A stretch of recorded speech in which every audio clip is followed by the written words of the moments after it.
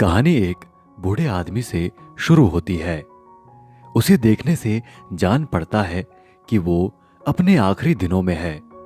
आज वो अपने वकील के पास आया है और उसने अपनी पूरी जायदाद एक औरत अदिति के नाम कर दी है। दूसरी तरफ हम श्रीकांत को देखते हैं, जो कि पुणे का एक बहुत बड़ा बिजनेसमैन है। वो ऑफिस जाने के लिए तैयार हो रहा है, लेकिन इसी दौरान उसे अपने जिगरी दोस्त रवि का फोन आता है। उसका दोस्त रवि आज अपनी पत्नी मेघना के साथ किसी काम के सिलसिले में पुणे आया है। श्रीकांत अपनी पत्नी अदिति को बताता है कि आज वो ऑफिस नहीं जाएगा। उसने अपने दोस्त को घर पे खाने के लिए इनवाइट किया है। श्रीकांत अपनी पत्नी अदिति और बेटे अनिकेत के साथ रहता है। हाल ही में अनिकेत की सगाई रेवती के साथ हुई है। रेवती एक बहुत बड़ी कंपनी में नौकरी करती है। रवि श्रीकांत से सालों बाद मिला था। उस दोपहर दोनों के बीच खूब शराब चली। रवि भी श्रीकांत की ही उम्र का है, लेकिन उसने हाल ही में शादी की है। श्रीकांत उससे पूछता है कि आखिर उसे इस उम्र में आकर शादी करने की याद कहां से आई। फिर रवि बताता है कि वो मेघना से एक ट्रैकिंग के दौरान मिला था। वहां दोनों के बीच तालमेल बैठ गया, दोनों के विचार मिल गए और उन दोनों ने शादी कर ली। वो आगे बताता है कि उससे शादी करने से पहले मेघना की किसी और के साथ शादी हुई थी, जिससे मेघना को 2 बेटियां भी हैं। कुछ कारणों की वजह से मेघना को अपने पुराने पति को तलाक देना पड़ा था। दोनों घर के अंदर आते हैं।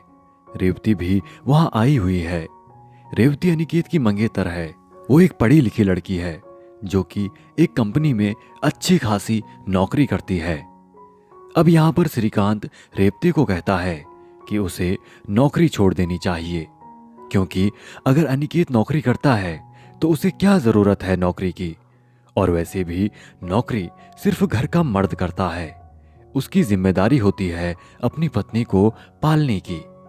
श्रीकांत की इस विचारधारा से रेवती खुश नहीं है और वो नौकरी छोड़ने से साफ इनकार कर देती है। यहां पर पता चलता है कि श्रीकांत एक पिछड़ी और दकियानूसी सोच का आदमी है। तभी एक चिट्ठी आती है। श्रीकांत उसे पढ़ता है। वो चिट्ठी अदिति के नाम आई है। उसमें लिखा है कि मल्हार कामत नाम के एक व्यक्ति ने अपनी पूरी संपत्ति अदिति के नाम कर दी है। नशे में धुत श्रीकांत ये पढ़ के एकदम खुश हो जाता है। वो कहता है कि उसकी लॉटरी लग गई है, क्योंकि किसी अनजान आदमी ने अपनी पूरी जायदाद अदिति के नाम कर दी है। अगले दिन सुबह श्रीकांत अदिति से पूछता है कि कल वो बहुत नशे में था, क्या रवि और मेघना खाना खाकर गए। वो कहती है कि वो दोनों खाना खाकर निकल गए थे। फिर श्रीकांत अदिति से पूछता है कि ये मल्हार कामत कौन है। अदिति उसे बताती है कि मल्हार उसका म्यूजिक टीचर था। श्रीकांत को याद आता है कि वो भी मल्हार से 2-3 बार मिल चुका है। कहानी में यह भी पता चलता है कि श्रीकांत की एक आदत है कि वो रोज डायरी लिखता है। एक सुबह जब वो ऑफिस जा रहा था तो उस दिन से तकरीबन 25 साल पहले की अपनी कुछ डायरियों को ऑफिस लेकर जाता है। ऑफिस पहुंचकर वो उन डायरी को पढ़ता है। कहानी अतीत में जाती है और हम देखते हैं कि श्रीकांत और अदिति किराए के घर में रहते हैं। आज वो काम के सिलसिले में किसी बाहर देश जा रहा है, जिससे अदिति बिल्कुल खुश नहीं है। वो कहती है कि हमेशा श्रीकांत घर से बाहर ही रहता है। वो अपने काम में इतना डूब गया है कि वो भूल गया है कि उसकी एक पत्नी भी है, जिसको उसे अपना वक्त देना है। वो कहती है कि उसका घर पर अकेले मन नहीं लगता। वो चाहती है कि वो कोई नौकरी कर ले, कम से कम उसका मन कहीं व्यस्त तो रहेगा। फिर श्रीकांत कहता है कि उसके परिवार में किसी भी औरत ने कभी नौकरी नहीं की और ना ही अदिति नौकरी करेगी। फिर वो अदिति का मन रखने के लिए कहता है कि शादी से पहले अदिति को गाने का बहुत शौक था और वो अच्छा भी गाती थी। वो चाहे तो दोबारा से संगीत सीख सकती है, इससे उसका मन भी लगा रहेगा और अकेलापन महसूस नहीं होगा। अदिति संगीत सीखने के लिए मान जाती है।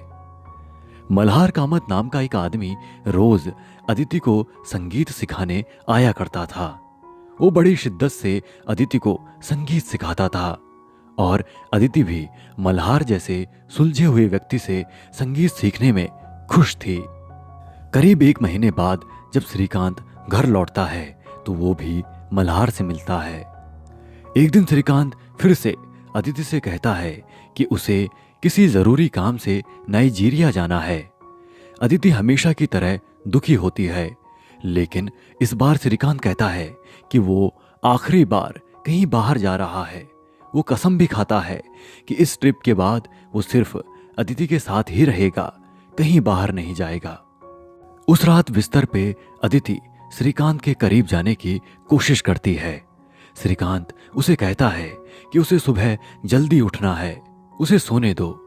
मायूस अदिति सोए हुए श्रीकांत को पूरी रात निहारती है। 1 महीने बाद श्रीकांत नाइजीरिया से लौटता है। आज वो बहुत खुश है क्योंकि आज उसे खुद की कंपनी बनाने का एक बहुत बड़ा कॉन्ट्रैक्ट मिला था। साथ ही उसने आज घर बनाने के लिए जमीन भी खरीदी थी। जैसे ही वो घर पर आता है तो उसे पता चलता है कि अदिति प्रेग्नेंट है। ये सुन के उसकी खुशी में 4 चांद लग जाते हैं। कहानी वर्तमान में लौटती है और श्रीकांत सोच में पड़ जाता है कि आखिर अदिति प्रेग्नेंट कैसे हुई, क्योंकि उस दौरान तो ज्यादातर टाइम वो बाहर ही रहा था। वो घर आकर अदिति से ये सारी बात पूछता है। आखिरकार अदिति बताती है कि अनिकेत मल्हार कामत का बेटा है। ये सुनकर श्रीकांत हैरान रह जाता है।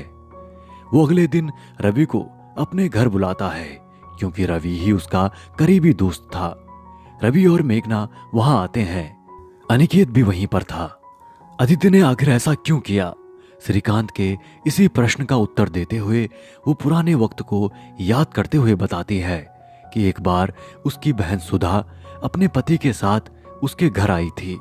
उस दौरान श्रीकांत कहीं बाहर गया था। सुधा और उसके पति के बीच काफी गहरा प्यार था, यहां तक कि वो दोनों बिना किसी झिझक के एक दूसरे को किस करते हैं। ये सब देख के अदिति विचलित होने लगती है। एक तो अकेलापन और दूसरा शरीर की इच्छाएं। रोज मल्हार उसे संगीत सिखाने आता था और वो कहीं ना कहीं मल्हार के प्रति आकर्षित हो जाती है।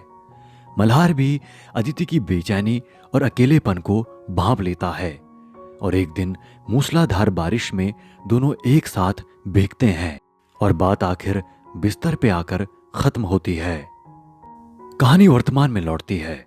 बातें कहते कहते अदिति रो रही होती है और श्रीकांत से अपनी भूल के लिए माफी मांगती है।